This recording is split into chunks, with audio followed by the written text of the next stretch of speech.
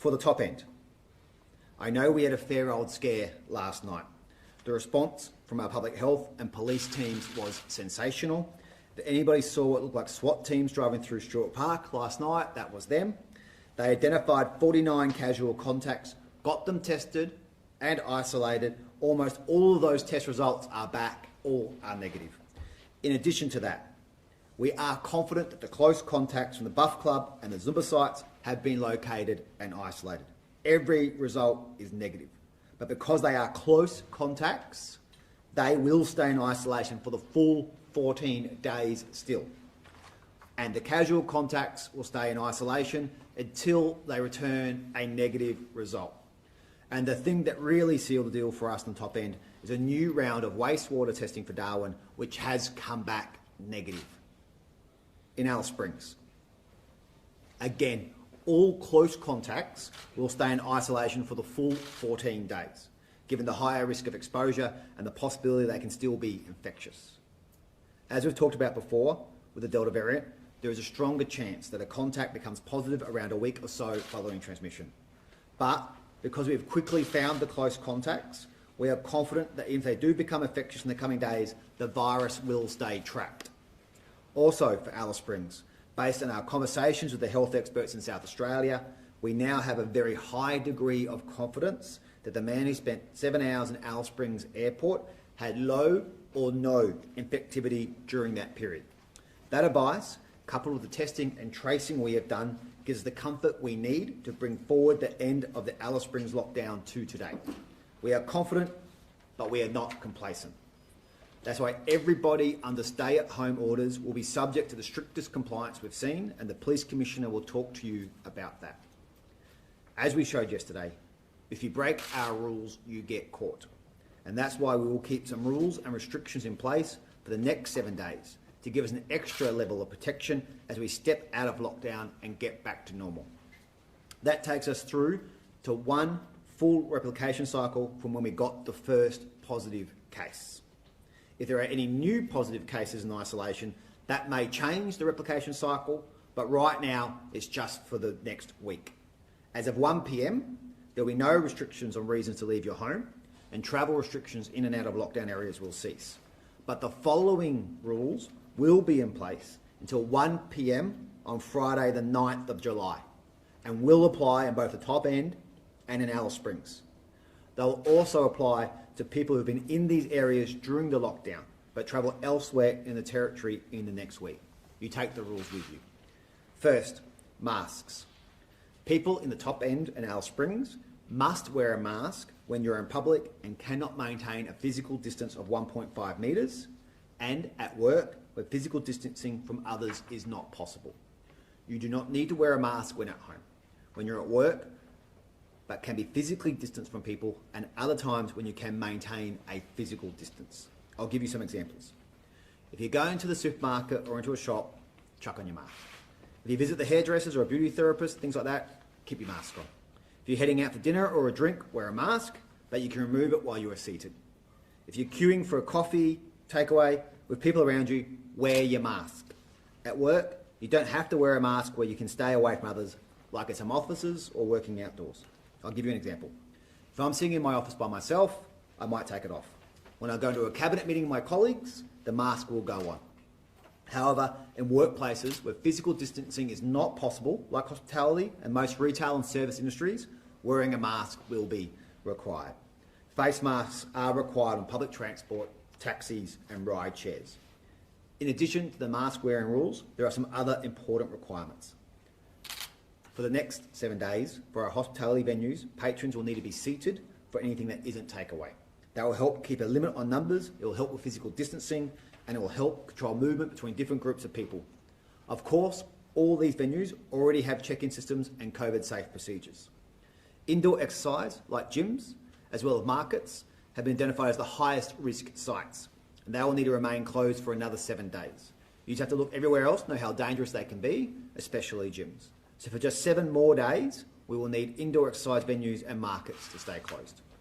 For other sport, close contact sports won't be possible for next week as they cannot maintain physical distancing. Other sports, golf, cricket, tennis, they can meet the rules. Finally, Gatherings at private residences will be limited to 10 visitors, not including household members. Again, this is just for the next 7 days.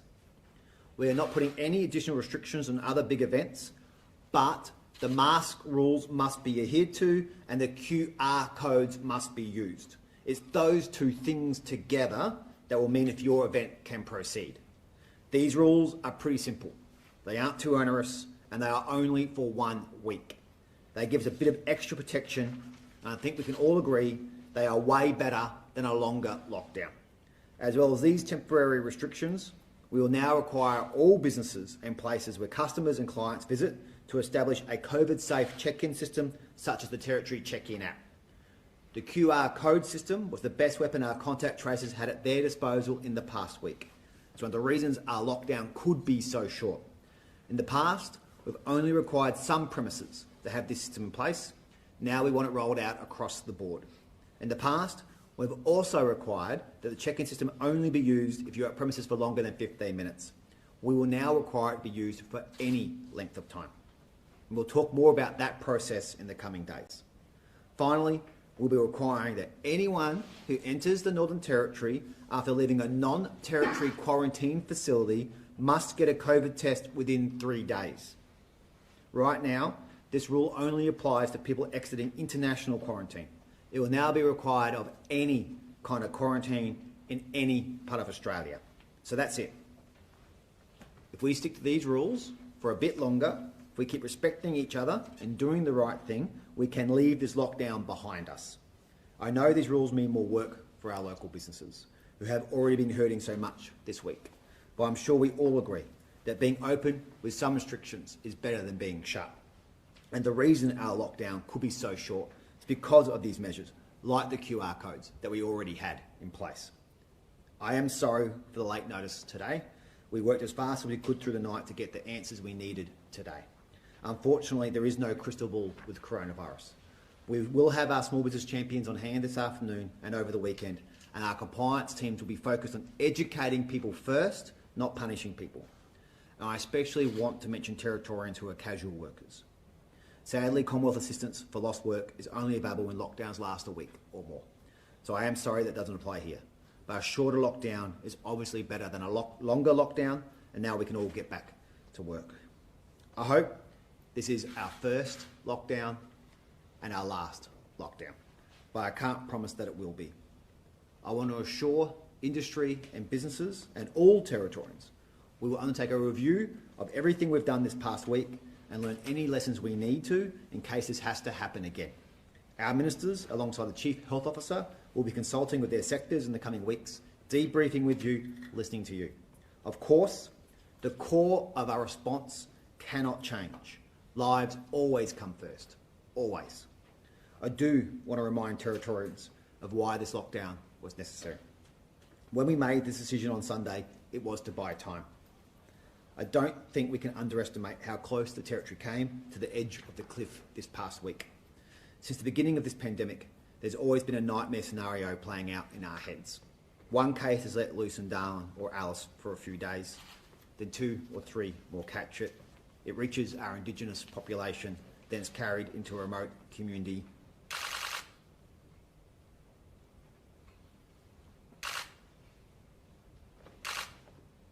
And we don't want that. There was a time over the weekend where we thought that nightmare might become real. We knew that COVID was in our community, but we did not know how bad it was, how far it had spread. The consequences of inaction could have been devastating. Here in the Territory, we do not have the luxury of waiting for things to get worse before acting. So we locked down quickly to trap the virus while we did the tracing and the testing, and it worked. The virus was here, but it did not spread, and now we are safe again. The fact that we can exit a lockdown after less than a week is thanks to a lot of people, and I can't spend the rest of the day going through them all. But all of our contact tracers, everyone in the testing clinics, everyone at the Centre for National Resilience, our police, the Emergency Operations Centre, thank you, thank you, thank you. We have people in our public service who have barely been to bed this past week, and they don't front press conferences. You won't ever know their names, but they are bloody heroes. And we are safe today because of them. Thank you, all of you. As well as our business owners and their workers, those that had to shut, those that had to stay open, thank you.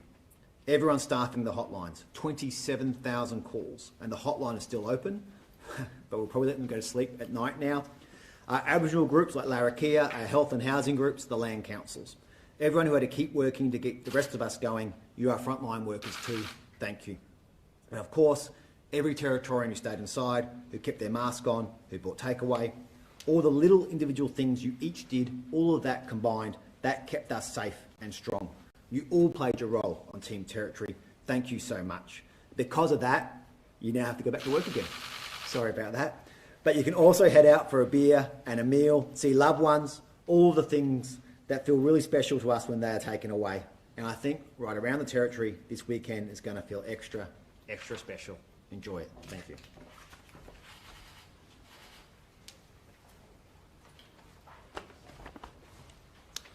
So thanks, Chief Minister. And the first thing I have to do is thank the community of the Territory, particularly Alice Springs and Darwin, and those who are visiting here.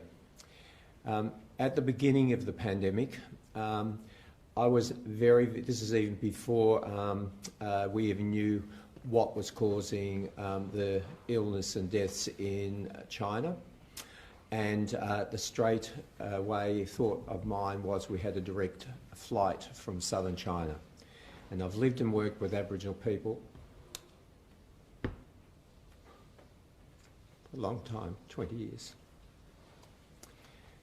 So because of that, we had some early controls in place. And those controls have done us very well. And I was always worried that would the community come with us if we had an outbreak. When we had the lockdown last time, it was to allow us preparation for a whole range of things. And since then, we've done a lot more preparation, our testing capability, our contact tracing, the back of house people that have set up electronic systems to assist us doing this, the check-in app, business, industry, a whole lot of people have come along with us. So in this instance, I can say that I think we've dodged a bullet. Because of that very early response, which included a lockdown, 2 lockdowns indeed, now we've got the tools to assess whether or not there's any cases here. Wastewater testing importantly of anybody with symptoms, please come forward. And I've described some of those symptoms before, and if in doubt, please get a test. So I want to thank everybody. I want to actually get everybody to enjoy the weekend. Please, the principles of wearing a mask are so important. It's also a reminder of what we talked about a long time ago, and that's physical distancing, but socially connected. And that assists people to remind themselves also to use their hygiene measures. Using of hand sanitizers or soap and water are critical. And please do not go out anywhere if you have any signs that you might have a respiratory infection or even other symptoms. I would say thank you again to the work done in the last few days, including the people who have to draft directions. That's an important thing because we've got to get that right. So because this has been done with a lot of speed and haste, forgive us if actually you're confused or you don't quite know. It's better to err on the side of caution and put your mask on. Consider others around you to remind them maybe they need to wear their mask or put it on properly.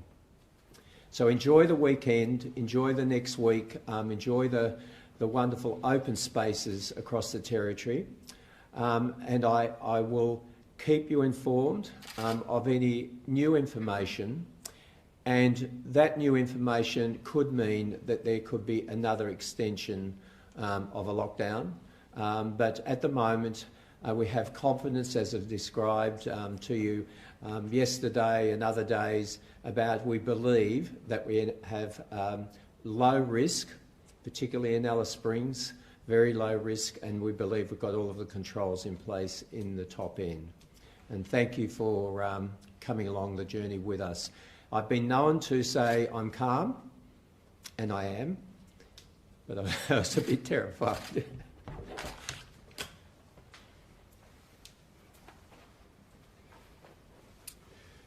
Good afternoon, everybody.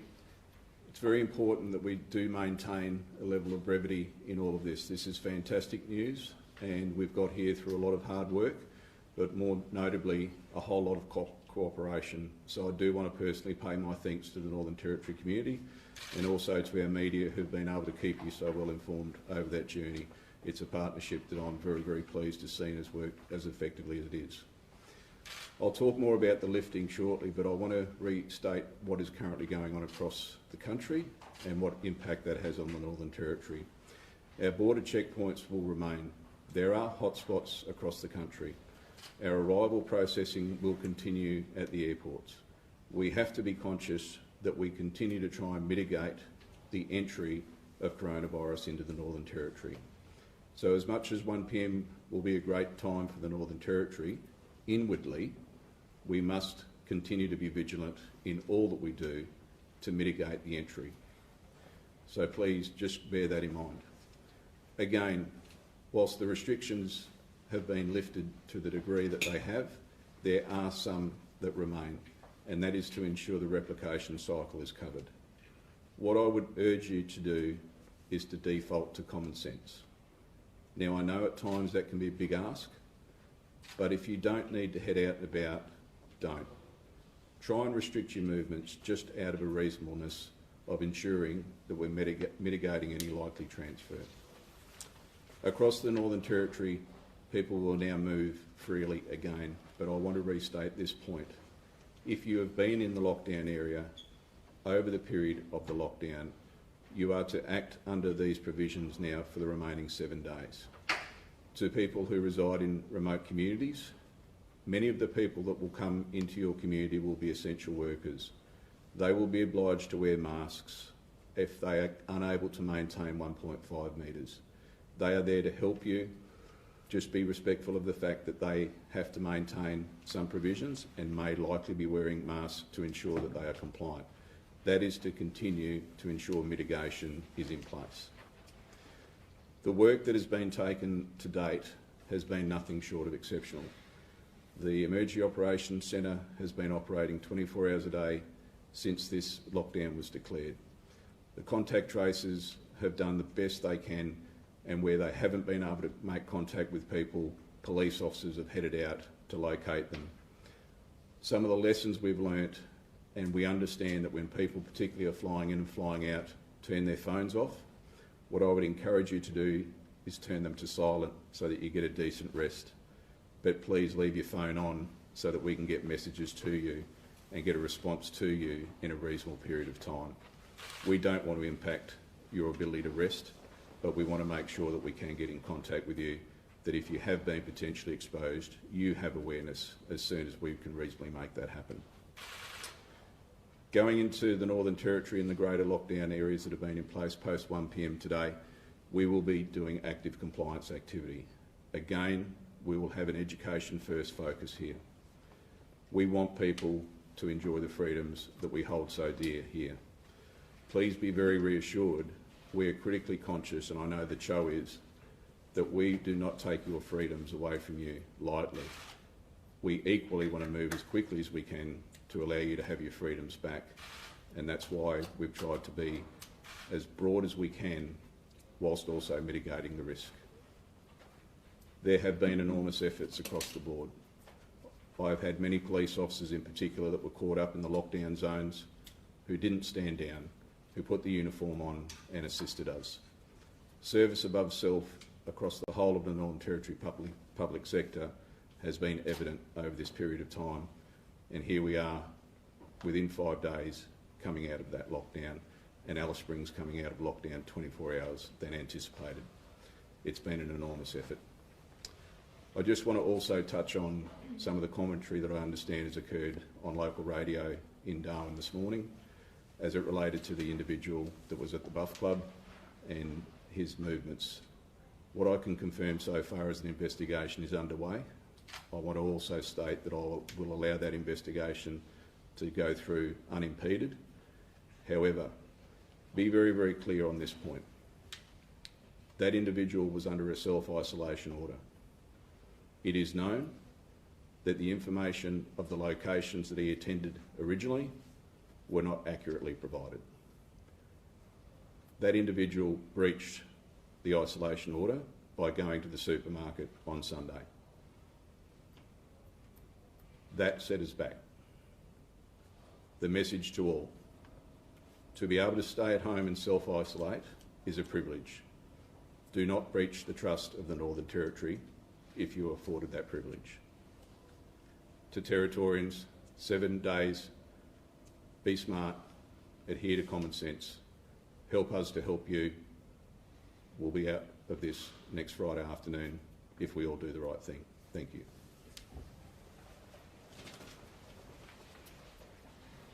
A lot of people are asking about Territory Day. Has any date been set aside for that? I don't have a date for the party yet. We'll work on that now.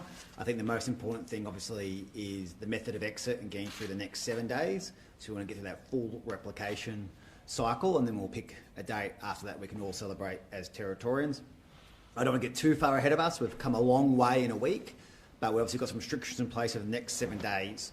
And while we've got confidence on things like the negative test results, the wastewater results, etc., we want to get through that full replication cycle before we start making too many plans. How many test results are you still waiting on from the Stewart Park supermarket? When I came downstairs, it was all but one. That's what I was told. I was getting that triple checked. That was still all but one, and that one was expected in very soon. But I just wanted to make sure we'd gone through a full quality assurance process. But importantly, they'd all come back negative. Why not wait? So the advice that we had goes to risk. And obviously, we had a 1 p.m. lifting today. We felt very comfortable on the basis of the day of the exposure, which is the Sunday, the testing that we've done, that the close contact was in isolation and these casual contacts are all in isolation. So on the balance of all of that, we felt we had the virus trapped. So our strategy very simply is test, trace, trap. Trap it being the first important step. Have you got the where is the virus? Have you got it trapped where it should be? We feel confident that that is done, that we have got the virus trapped, which allowed the testing and tracing time, and so we felt confident in the lifting. What was your reaction to the miner speaking to Katie Wolf this morning? Do you believe that there hasn't been a miscommunication? I didn't hear what was said on radio today. What I can say is that we had a version of events. That version changed dramatically yesterday, and that it was an absolute breach to stop at Stewart Park on the Sunday. Now, we obviously have the exposure sites from the contact traces based on the conversations they've had with individuals who created the exposure sites. So the mother, the daughter, the minor. Those were public. We've been working to those.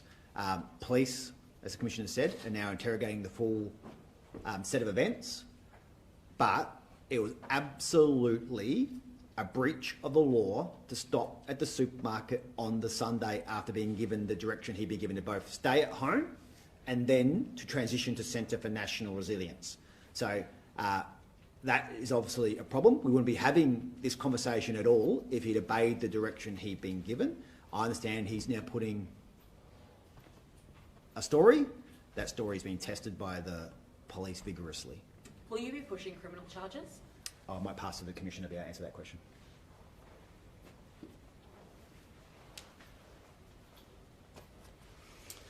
As I indicated, we will allow the investigation to run its course. The individual, as I mentioned yesterday, will be afforded the full opportunity to provide that information. I can confirm that he was spoken to by detectives last night. They're doing further work to now ascertain other lines of inquiry, and they will go down the path as they are appropriately entitled to do to form opinion on the pathway. Let me be very clear.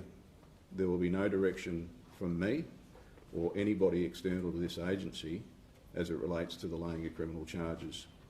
That is not the way business is done in the Northern Territory. Can we Before confirm? Territory took over Howard Springs, before Territory took over Howard Springs, would the OSMAT crews have allowed someone to transport themselves to Howard Springs, and do you think that's something that should be done now? The Northern Territory's had control of the Howard Springs facility since it became a quarantine facility, so the practices have been consistent across the board. Do you think that the decision to allow someone to transport themselves to Howard Springs was the wrong one at that time?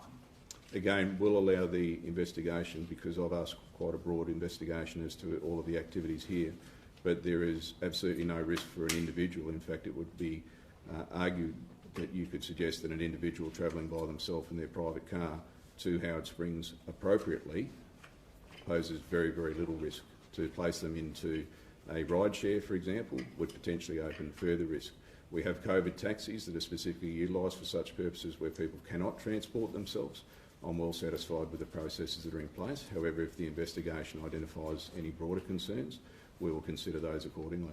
Chief Minister, can I just get a bit more clarification on restaurants, pubs, clubs opening tonight? So clubs can open, we can't dance and we've got to wear a mask. Can you just provide a little bit more clarification? We're trying to keep it as simple as possible about how the rules work around the QR codes, the mask, essentially consuming food, drinking alcohol, all has to be done while seating, and while standing, wear a mask.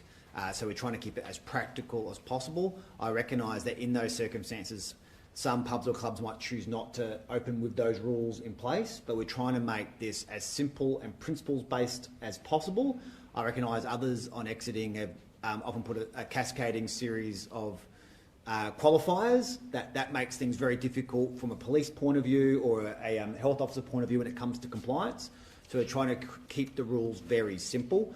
And so I recognise some clubs might not choose to answer open underneath even those guidelines. We're trying to keep it simple. So when you go to the club, check in with the QR code, wear the mask. When you're up and about, when you're queuing, when you're sitting down, you can take the mask off. Obviously, consuming food, drinking has to be done while seating. So we're trying to keep this very simple set of rules in place. We recognise there will now be some back and forth, as there have been in the past. As people go to implement those, they might then have very natural questions. We'll do our best to answer that through the Office of the Chief Health Officer. I can't guarantee there any changes to the CHO directions. All the things that we will do will be within the clinical advice. Always has to be done within the clinical advice, but we recognise that there'll just be a couple of practical questions over the next 24 to 48 hours, and we'll work with industry on that. But I like to think that we're providing a simple and principle-based set of exit rules here as we can to try and make it as easy as possible for people to comply. Civil obedience is what makes this work. We don't want to have police in every store, in every nightclub, on every street. We want people to be able to, essentially enforce this themselves. We want businesses to be in a place where they understand the rules and be able to enforce it themselves. So we're trying to keep it simple. No dancing. I think you can dance with a mask on. So, And I'll just Chief Health Officer. There'd be certain settings, such as nightclubs, probably, where that's not going to be the case. But yes, dancing with your mask on, it's a bit like going to a place of worship and having a mask on and singing.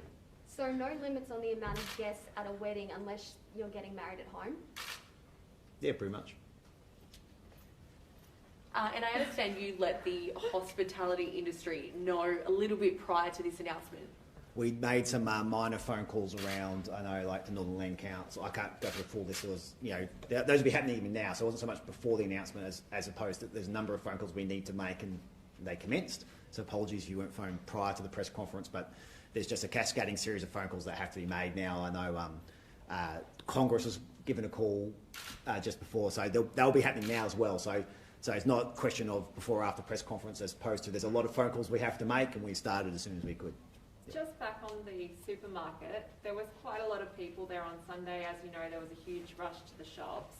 The people that have been tested, were they all the people who were at that shop at that time, or is it just particular parts of the shop that they visited, that sort of thing?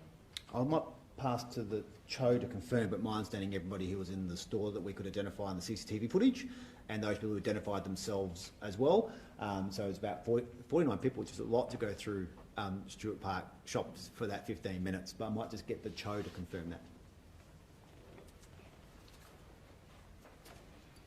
So to give confidence, contact traces, the process is the person is contacted by text message to say they've been identified or they identify themselves.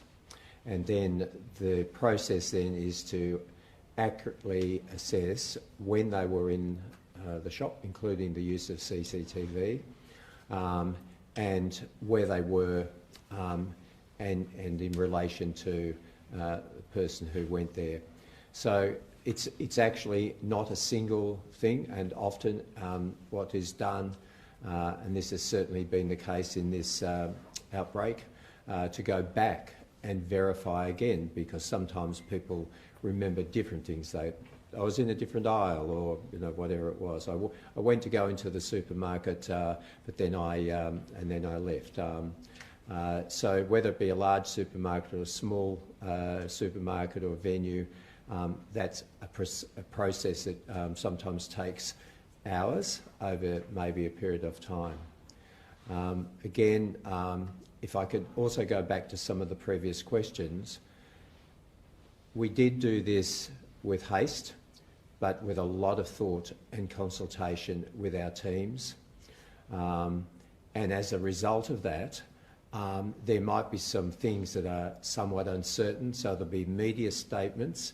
You can always also call the COVID hotline, 1800 193 111, to get clarification. This is for the purpose of the outbreak. If in doubt, think about your risk of either giving somebody the infection or actually you getting the infection. And that includes how you take a mask on or off, how it's worn, and if a mask gets wet, it probably should be replaced or washed. Can I say we're trusting people. We're trusting everybody here, Territorians and visitors, to assist us actually in the coming days to think about their behaviours. A lot of what we've seen is about human behaviours, and that's probably where we need to remind ourselves of our own behaviours or remind other people. Dr. Heggie, when you look at some of the exposure sites, such as the Buff Club, how lucky are we that we haven't had a bigger outbreak? I would say extremely lucky, extremely, and to the point of one of the other questions about confidence. People might understand about viral load, and this applies to a lot of viruses. There's some people who have got hardly any virus in their nose and throat, and other people have a lot. So the risk of giving that infection either directly or to what we call fomites, which are surfaces and objects, differs. This variant is much more infective, but when you can make an assessment that the household contacts, close contacts of where you've been, contacts when you rode in a taxi, and then other contacts have been identified, then we have dodged a bullet, because I think probably the person has a low viral load, and that's not always the case. Will you be dancing tonight? I've been known to be addicted to dancing. Yes, I don't know where I'll do that dancing. As a person who's older than 70, I would say I'm also addicted to exercise. So I look for a very long bike ride from Darwin out to Girraween tomorrow, probably not with my mask on.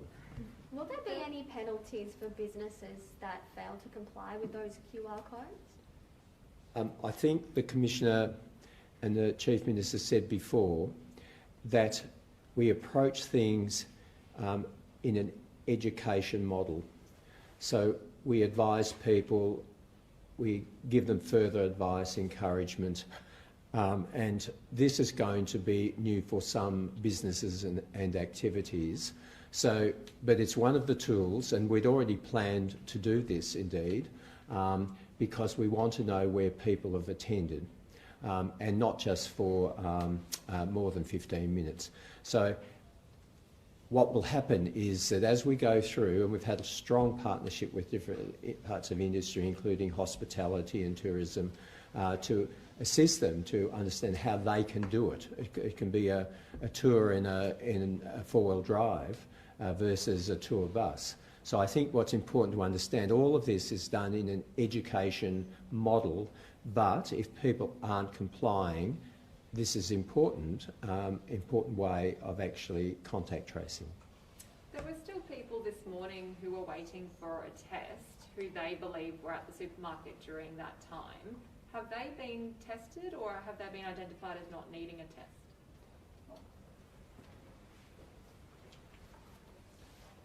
The advice I had before coming in here is that we're waiting on one outstanding test result, so I'll follow up on that in case there are other people who came forward and identified themselves and are being tested. But my advice was that we had all but one test back. They were all negative, and they are all isolating. So I presume the people you're talking about are isolating, and their test might be in the system somewhere.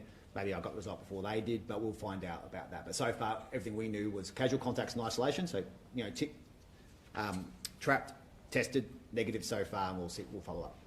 Just on the federal pathway out of COVID announcements today, can you explain how that affects the Northern Territory? For me, the way I put it is as simple as this. I understand it's put in 4 phases. I see it pretty much as one step. We need to give everyone in the Territory a reasonable opportunity to get vaccinated. All of them, and a reasonable opportunity to do that, so, which is a supply issue. Once that is done, we will then need to manage coronavirus as we manage any other infectious disease. It's as simple as that, in my opinion. So it got broken down in lots of steps, but I see it as simple as this. Give everyone in the Northern Territory an opportunity to get vaccinated, and a reasonable opportunity to do that. I understand some people out there don't want to get vaccinated, that's your choice. But give everyone an absolute reasonable opportunity to get vaccinated. Once that's done, there's not much more we can do, and then we have to treat coronavirus like we do any other infectious disease. I think that's probably a reasonable summary of it, Dr. Heggie. That's how we get out of this. More flights set to come into the Northern Territory though. We're currently taking about 2,000 a fortnight. How much more capacity do we have? No, the cap's not changing. It's more the method of arrival is being varied. So they're cutting other quarantine around the country. We've not had a problem with our intake at Howard Springs, so we're not changing the intake at Howard Springs. It's more the Australian government's going to be looking at commercial flights in as well as chartered flights in. So it's just the method of arrivals changing, not the number. The Prime Minister said that lockdowns would be a method of last resort when it came to outbreaks of COVID. Is that what the NT will be adopting now, or is that in the future? I believe that's what we're adopting now. So I believe that was our last resort this week. That was the cracked glass case. When you get given a window of 7 hours to do the tracing as we did in Alice, in a vulnerable community like that, you simply have to just stop things. That was a very big window. So for me, and it's different in every jurisdiction, but for me that was our option of last resort. As we get into the area where we have people vaccinated, or everyone's had a reasonable opportunity to get vaccinated, that goes for all Territorians, and we've worked through those areas of vaccine hesitancy and stuff like that. Once that's done, you can start making some policy decisions and treat coronavirus like you would any infectious disease. But we're not there yet, but that's what we've got to go through. So I feel that at the moment our policy setting is last resort. Last couple, please. There was a lot of discussion this week that you might test negative now, but in a week you might test positive. Do you believe we will have more cases?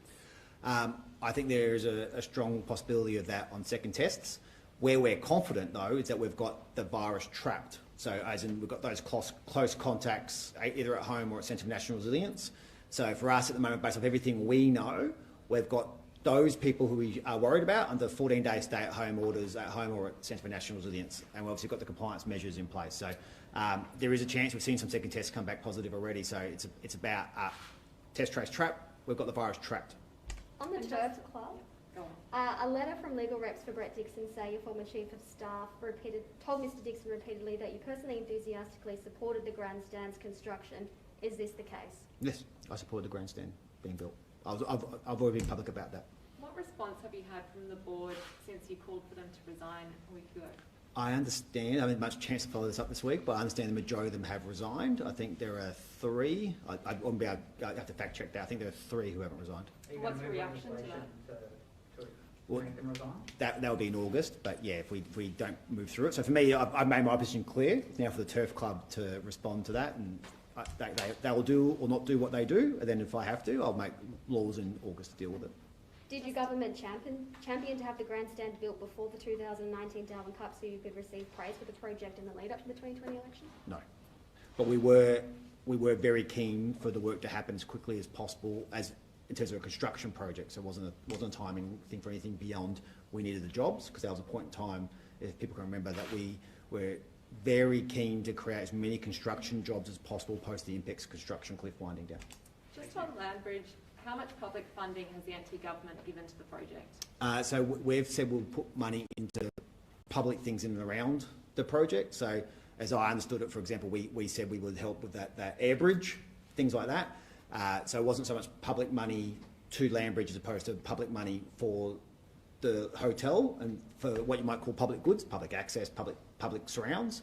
And obviously we'll be prepared to work with whoever the new builder is around similar things. But how do we have that hotel work in to the rest of Darwin in a way that helps the public? So has any money been given? Um, I'll have to. No, it's my understanding that we might have spent money on things around the project, around the public areas. I can get you the exact answer, but not. If I think that I understand the question correctly, has money gone to Landbridge? I don't believe that's the case. No. Thank you. Thank you. I'll say one thing. My wife's going to kill me for this. Are you sure you want to say it? Yeah. At 7:32 p.m. tonight, I will be at home, not out dancing like Dr. Heggie. Because my wife has a new TV show, national TV show debuting tonight, of which she is a co-host. And if I'm not home tonight to watch that, I'll be in more trouble than the miner at Howard Springs. Thank you.